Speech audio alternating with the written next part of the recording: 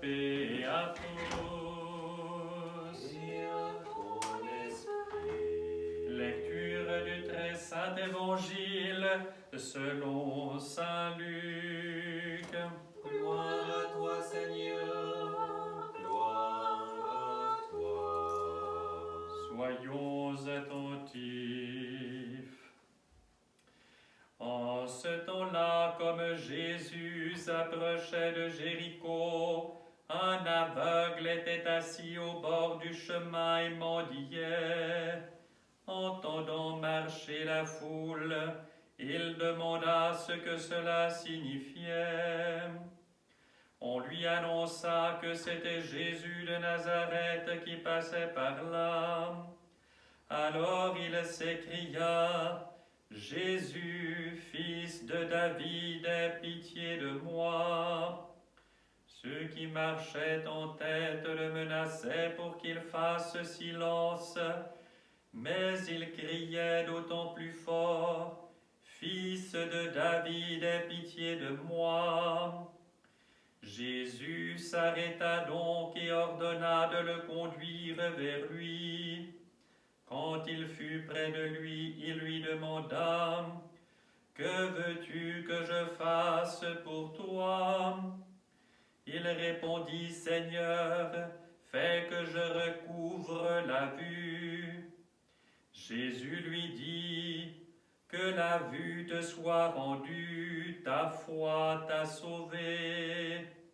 À l'instant même, il recouvra la vue et il suivit Jésus en rendant gloire à Dieu. Et tout le peuple, voyant cela, célébra les louanges de Dieu.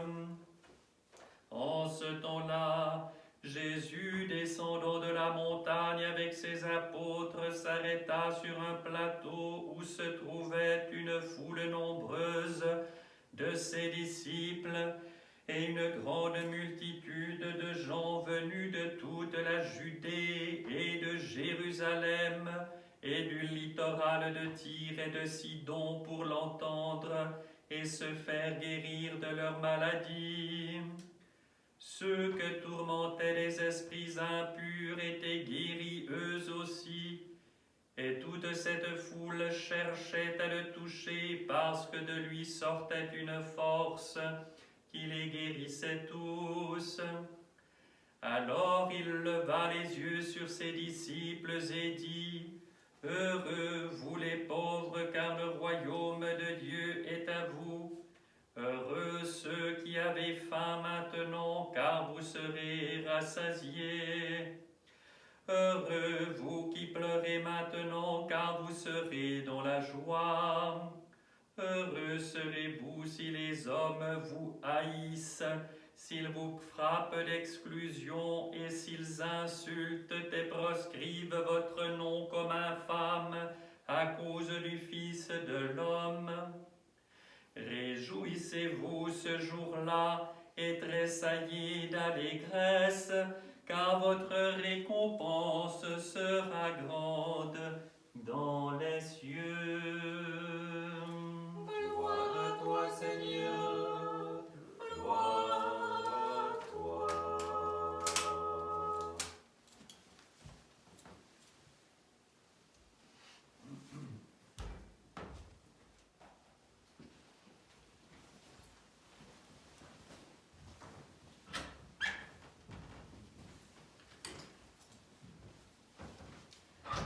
Au nom du Père et du Fils et du Saint-Esprit, ainsi soit-il. Chers frères et sœurs, c'est une grande grâce aujourd'hui que la fête de Saint-Antoine le Grand soit célébrée un dimanche, car nous pouvons être ainsi plus nombreux à nous réjouir de cette grâce qui est donnée à l'Église et au monde entier.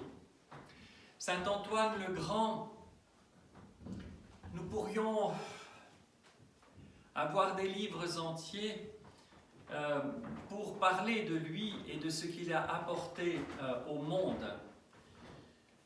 Saint Antoine le Grand, vous le savez, c'est le père des moines, de tous les moines.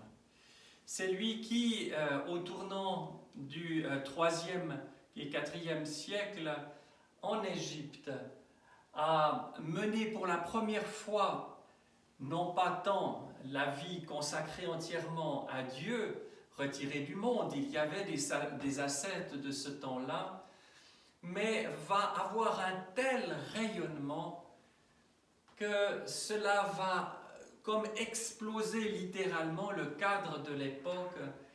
Et Saint Antoine, les disciples, quantité de disciples vont le suivre. Et il ne sera plus possible de vivre chacun dans son coin, si vous voulez, en ascète. Et Dieu sait si c'est une vocation essentielle à la vie de l'Église et finalement au salut du monde. Mais tellement nombreux étaient ceux qui voulaient véritablement se mettre à son école au plus près de lui. Et c'est ainsi qu'ont été établis les premiers monastères.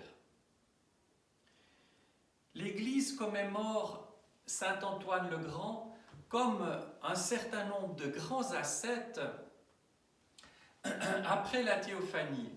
Nous voyons bien que dans la théophanie, dans cette fête du baptême du Seigneur, eh bien, il y a la figure tout à fait extraordinaire du saint prophète précurseur et baptiste Jean. Le modèle, si vous voulez, de l'ascèse, de cette préparation de tout l'être à l'habitation en soi de Dieu, de la divine Trinité, de l'inhabitation, de l'habitation en. Être totalement possédé, si vous voulez, par Dieu, par la présence du Dieu Trinité.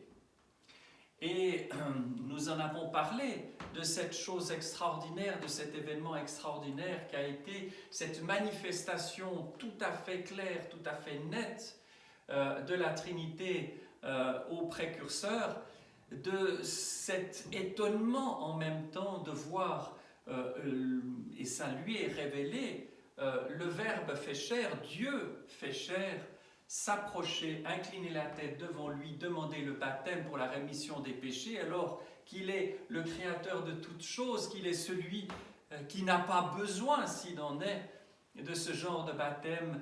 Et nous voyons là ce que Dieu nous montre, qui est le b.a.-ba de la vie spirituelle.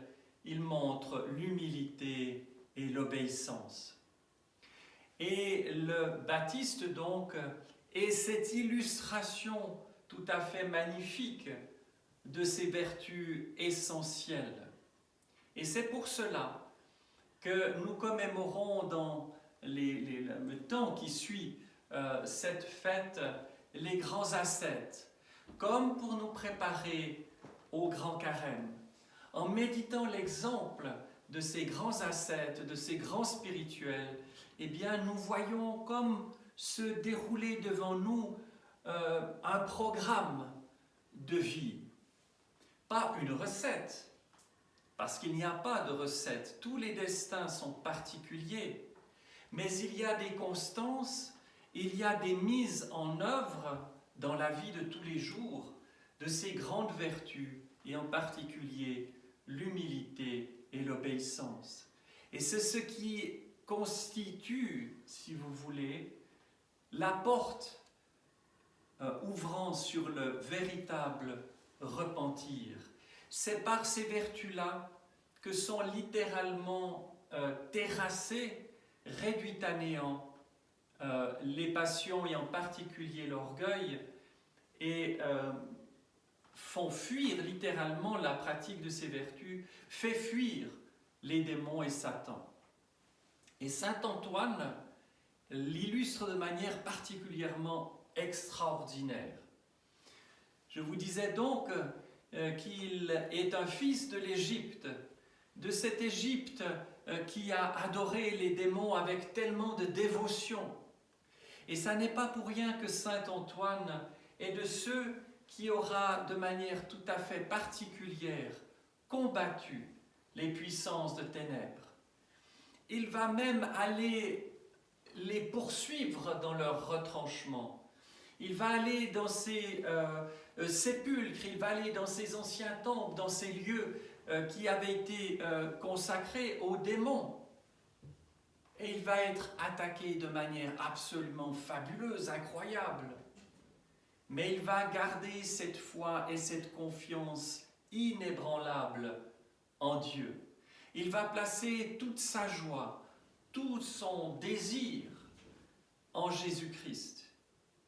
Chers frères et sœurs, pour mener un tel combat, il faut avoir un cœur brûlant.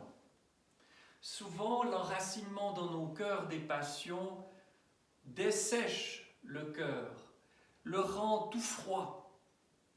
Et nous savons que dans ces moments-là, eh bien, cela ne signifie pas que Dieu est absent. Dieu peut être tout proche, nous porter même quand nous sommes incapables de nous tenir debout, mais nous sommes dans une nuit très grande. Il faut demander la grâce du Saint-Esprit. Il faut demander cet enthousiasme, cette simplicité. Ne pas trop chercher de midi à 14h. Avoir ce cri littéralement d'enfant, pas un cri infantile, mais un cri d'enfant, c'est-à-dire un cri de pureté. Heureux les cœurs purs, car ils verront Dieu. Cette vision de Dieu n'est possible qu'à la pureté. C'est ce qui fait que le précurseur a pu voir Dieu véritablement. Eh bien, cette pureté-là se reçoit comme un cadeau dans la simplicité. Nous sommes tous, de par notre réalité commune de fils et filles d'Adam, si vous voulez,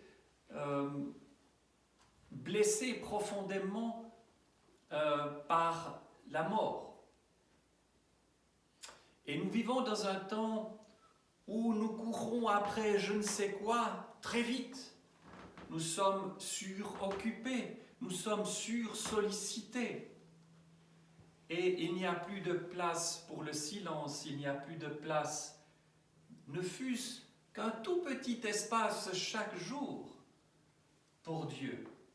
Et nous avons tous de très bonnes raisons, apparemment, de courir après ceci ou cela. Nous avons des devoirs, on attend quelque chose de nous.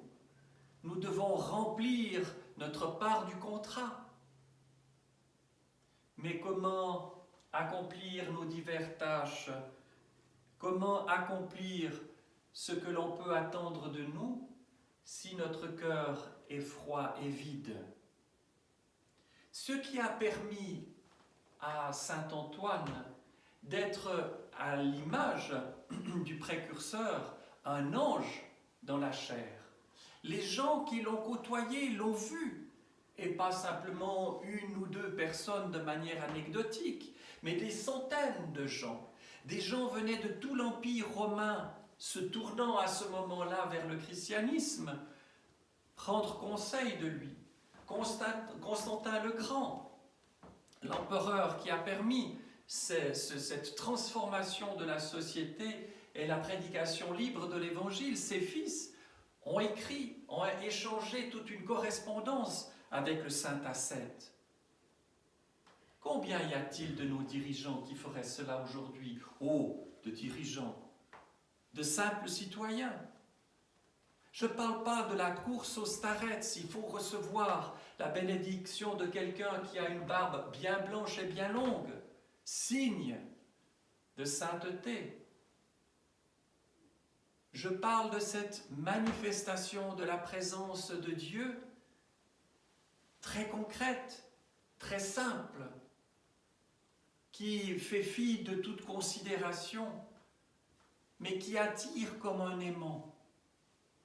Et cet aimant qui attire, c'est la présence réconfortante de Dieu qui est pardon, qui est consolation. Pourquoi le désert s'est-il transformé littéralement en ville? Pourquoi des centaines, des milliers de gens ont quitté le monde pour s'attacher à saint Antoine et à tant d'autres? C'est parce qu'au cœur de leur misère, ne pensons pas qu'il y eut un temps bien plus extraordinaire que le nôtre, Il y avait des tentations terribles, il y avait des famines, il y avait des maladies, il y avait toutes sortes de difficultés et de souffrances. Pourquoi tant de gens ont tout quitté pour se mettre à l'école de grands ascètes comme ceux-ci? Parce qu'ils savaient, parce qu'ils voyaient dans ces personnes le visage même de Dieu, qu'ils savaient discerner de manière tout à fait évidente la compassion, l'amour, la joie et la lumière du Christ ressuscité. Ils savaient y voir le seul chemin possible pour anéantir la mort et être immortel. Et ce ne sont pas des idées qui étaient là énoncées, c'était l'exemple même d'une vie et de milliers de vies. Et cela allait de pair avec une confession de la foi droite. Saint Antoine, quand on disait qu'il avait, de par sa bonté, il accueillait tout le monde, qu'il était du parti des Ariens, c'est-à-dire de ceux qui attaquaient cette chose extraordinaire. Oh, cette chose, il n'y a pas de chose, c'est indicible. La réalité du Christ, vrai Dieu et vrai homme. Parce qu'il était tellement bon. Alors on s'est dit, on le récupère. Il est sorti de son désert, il est allé à Alexandrie, dans la grande ville, capitale de l'Égypte, pour dire non et confesser la foi droite. Il a soutenu saint Athanase dans les périodes où l'Empire basculait dans l'hérésie. Il a été le soutien de ceux qui confessaient la foi orthodoxe, la foi droite. Tout simplement parce que Dieu ne peut pas se manifester en qui que ce soit et dans quelque événement que ce soit s'il n'y a pas une transparence, une évidence à la confession de la vérité. Si on est dans l'à peu près, si on est dans la déformation de la vérité, je parle dans ce qu'il y a de plus élevé, les vérités fondamentales qui ne dépendent pas de nous, qui sont de l'ordre de la révélation. Qui est Dieu? Qui est la toute sainte? Qui sont les saints? Quelle est l'Église? Quelle est sa nature? Quelle est la nature des sacrements? Etc. La vie d'adoration et de louange envers Dieu, finalement, qui synthétise tout cela, eh bien, et ça ne veut pas dire qu'il n'y aura pas de manifestation de Dieu. Dieu utilise, mon Dieu, tous les moyens possibles et à sa disposition pour que les âmes soient sauvées, mais il y aura comme quelque chose d'au fond très pâle, très anémique. Et si nous ne voyons pas le désert aujourd'hui se remplir de milliers d'âmes, c'est parce que ça n'est pas que Dieu est absent ou que Dieu a déserté ce monde, c'est simplement que les âmes ne confessent plus avec la même force, avec la même simplicité, avec le même cœur brûlant cette foi droite, c'est-à-dire ne sont plus capables, ou de manière souvent bien imparfaite, de témoigner de qui est le Christ Dieu, de ce qu'il l'a fait en venant sur cette terre, pourquoi il l'a fait. Et lorsqu'on réalise ça au plus profond de notre âme, il n'y a qu'une immense joie, qu'une reconnaissance totalement éperdue.